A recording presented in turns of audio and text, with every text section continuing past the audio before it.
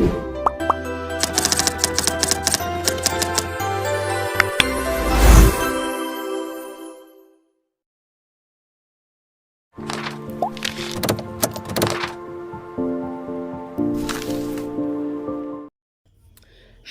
hello, and good day. Welcome to my self-introduced video.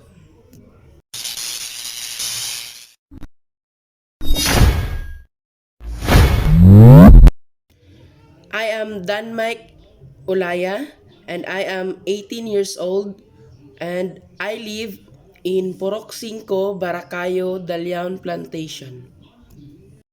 My educational background. I graduated elementary school at Baracayo Elementary School. I graduated senior high school in Kamansi National High School.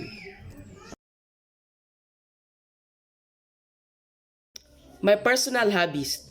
Ang personal hobbies nako kay since kay nagpuyo man ko sa bukid o ang ako ang ginabuhat to ang akong hobbies diri ang mao ang pagtanom og mga gulay kay mao ni makapawala sa akong stress or mao ni ang stress reliever nako.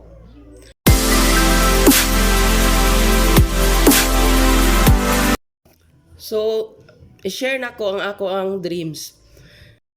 So dream gid nako unta nga mahimong agriculturist.